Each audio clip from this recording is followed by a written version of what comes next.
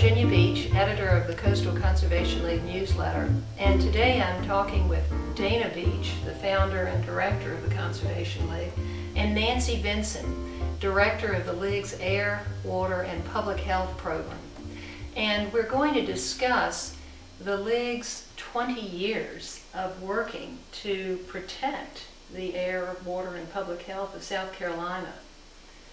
Well, people come here and live here because it's a beautiful place. We can fish, we have inspiring landscapes, we've got these unbelievable, beloved special places like Four Hole Swamp, and I really feel privileged to have been a part of an effort that has protected those places and made them a part of a future that we will turn over to our children. Most people think that South Carolina has adequate regulations for protecting our rivers and streams, but the Conservation League discovered early on that not only are there major threats to the water quality of our waterways, but that they are not being addressed by existing laws, and that indeed there's efforts to diminish and weaken these regulations.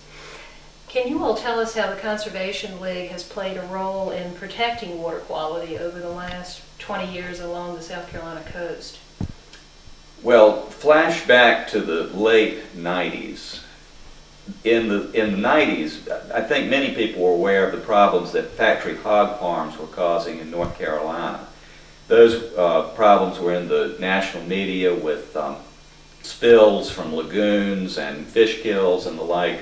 But what a lot of people do not know is that those operations were poised to move into South Carolina, and in fact, literally we were within a few days of having the hog industry establish itself as a major force in South Carolina and a major presence.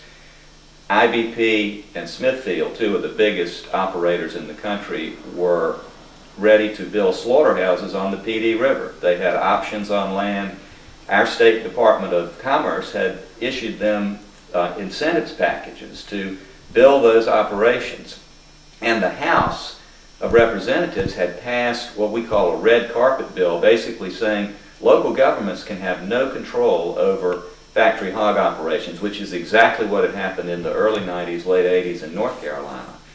So we found out about it, and I will say at the time we didn't have a constant presence in the Capitol, but we found out about it, and we were alarmed, and as many people were. And so we moved up. Nancy basically moved to Columbia almost full time and took on the hog industry.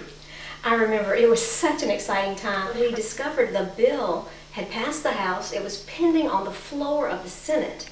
And it was really scary. We got in touch with Senator Phil Levinas right away and asked him to take it back to committee, that there were serious concerns with this issue, and let him know some of the things that was going on around the country with this industry. We then began to educate people on the whole issue, and like 40 miles of the Iowa River had fish kills from this hog industry. In every state where the hog industry had a large presence, there was massive pollution of surface waters and groundwater. We, over the summer, it was kind of fortunate that they had a major storm in North Carolina and several hog lagoons broke. Was that Hurricane Floyd, I believe? I think so. Yeah. I think it was. Yeah, I believe it was. And so that really helped, that kind of publicity really helped, and we began bombarding legislators with news clippings of this problem, and we drafted regulations working with the Southern Environmental Law Center. And we sort of had to make it up as we went. We knew we didn't want this massive hog lagoon unlined, basically, near the edge of our rivers, so that when a storm did come, it would break. So we put in really tough restrictions, keeping these things away from wetlands and waters of the state, and keeping them away from residences and schools, and requiring training for operators, and really making it very, have stringent regulations so that the industry, when it was all said and done, looked at other states and really didn't move here at all in a large way. I think compared to North Carolina's 10 million hogs, we have about 600,000 hogs. But the whole battle was amazing. The Farm Bureau had never been beaten before, and they weren't about to compromise. They thought they had it in their pocket. So we ended up with one of the most protective factory hog farming laws in the nation.